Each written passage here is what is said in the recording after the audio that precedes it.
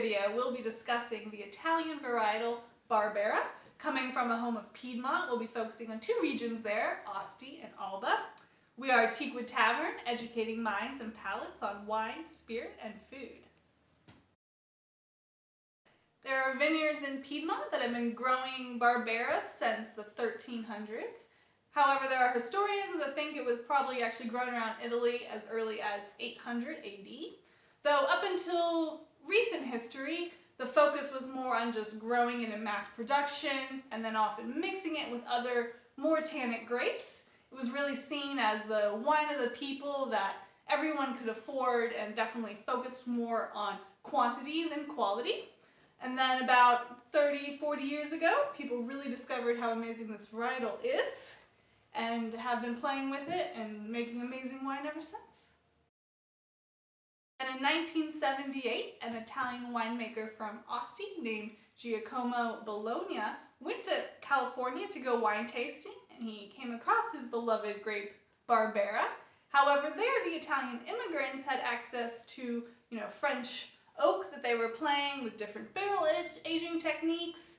They were harvesting at different times. They were focusing on lower yields, and he thought, well, hell, these Americans shouldn't be making better Barbera than us back in Italy. So he took some of those ideas back and took them a little further, and by 1982 he came out with a Barbera that just shocked the world at how good it could be.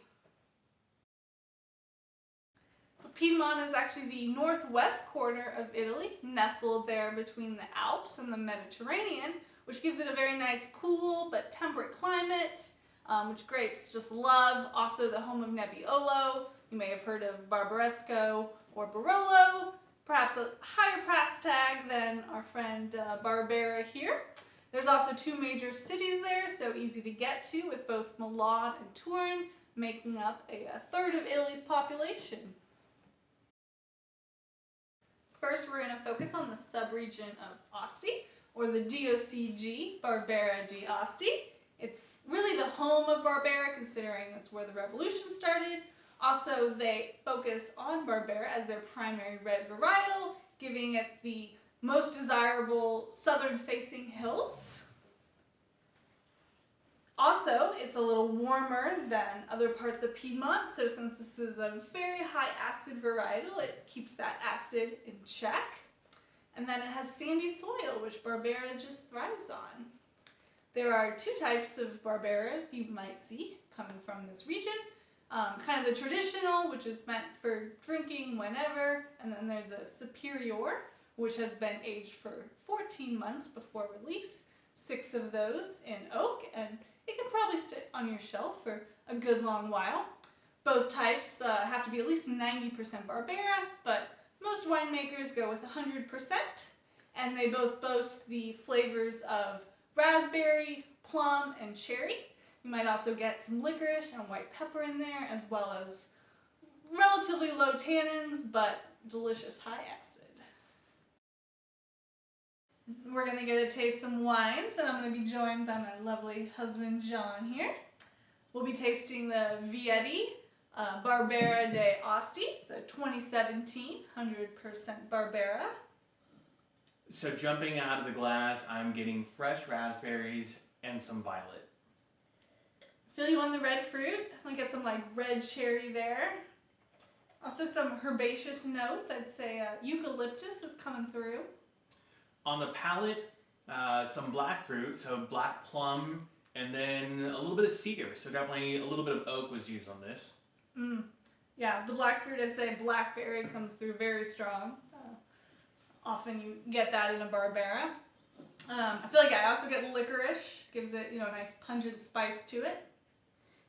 Now, as you might expect, this is a high acid wine. I mean, my mouth is just salivating like crazy. Kind of hard to even talk right now. And then on the alcohol, it's 14.5, which is pretty high. So a little unique in that.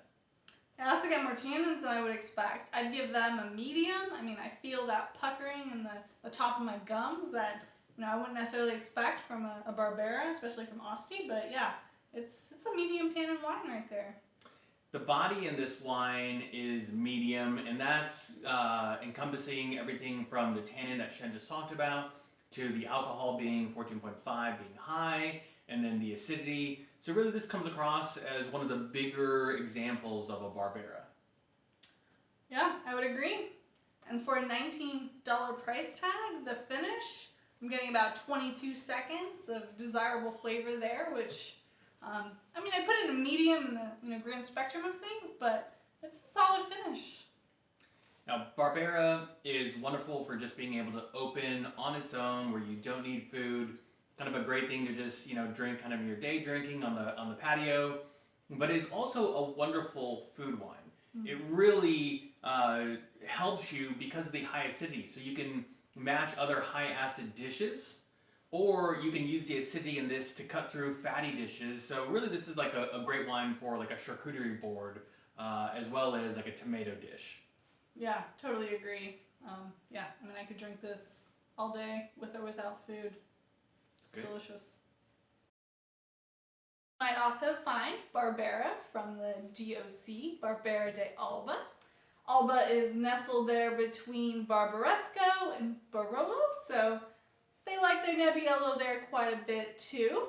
However, being a little cooler than Asti, they have found that they can actually grow the Barbera kind of at the bottom of the hillside that the Nebbiolo doesn't like as much, yet it's a little warmer there, so it also keeps the acidity at a delicious level for the Barbera grape.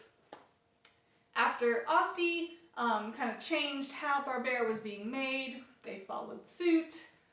They began making their own superior line as well. However, they only aged that 12 months, 4 of that in oak, also can age very well. Though the Barbera de Alba is seen as a little more full-bodied with their clay soil. You'll find more black fruit like blackberry and black plum, but still, yeah, some spicy notes of pepperish and that inky dark color that Barbera is known for. And now we'll be tasting a GD Vajra, and we'll be joined by my lovely husband John.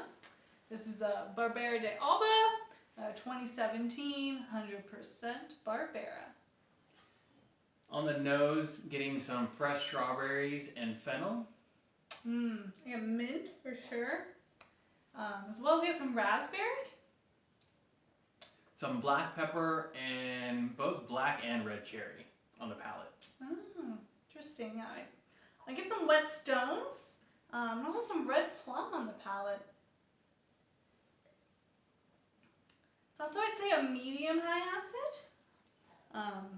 But what's very interesting about this wine is it's 15.5% ABV, which is very high for a Barbera. And I'm getting, medium tannins. They're soft. They're there. I definitely get the mouthfeel, but they're not abrasive, which is nice.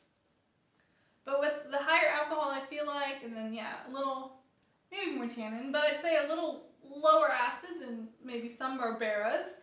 The body in your mouth is higher than I'd expect. So I feel like medium plus on it. Like, it really stands up to your mouth feel. And that goes along also with the finish. There is an excellent finish on this wine. Really like 30 seconds of quality flavors showing up. Really a wonderful wine for the price point that we got it at like $27. So yeah, I would agree. That finish. And another thing about this wine, as far as pairing with food, is we recommend pairing this with food. I feel like a lot of Barberas you can just drink on its own, but this would go lovely with like a bolognese, and you want something with some acid, but at that high alcohol, you probably shouldn't be drinking it on its own. For this wine tasting, we'll be joined by my husband John, and we'll be tasting this Carlo Ravello and Figli Barbera de Alba 2017. It's a superior. On the nose, getting some lavender and eucalyptus. I get some fig, some violet. On the palate, blackberries, but also butter, and that butter flavor tells me that that malolactic fermentation is there, changing the malic acid to lactic to soften it. It's quite nice.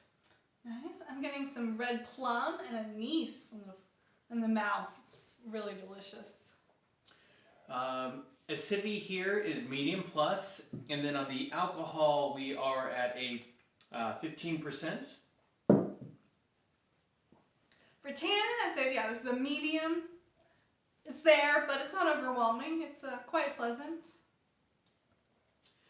The body, which is encompassing the tannin, the alcohol, the acidity, all those together give me like a medium mouthfeel. And for the finish, I get about 23 seconds or so, like a good long length for a $20 bottle of wine. Yeah, all those delicious same like fresh fruit flavors just last. Now, knowing that you're drinking a Barbera, you're gonna already think for food. Hey, I can match high acidity foods. I can cut through fat, and that's all true. Also, a great way to use this is when you want to pair a red wine with seafood. So think about like a meatier fish, like a tuna or sea bass.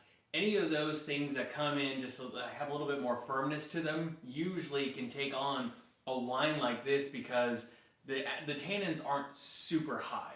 I mean, they're a little bit there, but there's not a lot. The high acidity will cut through, and generally, the types of sauces that go with the seafood will work well with this because they're usually acidic sauces.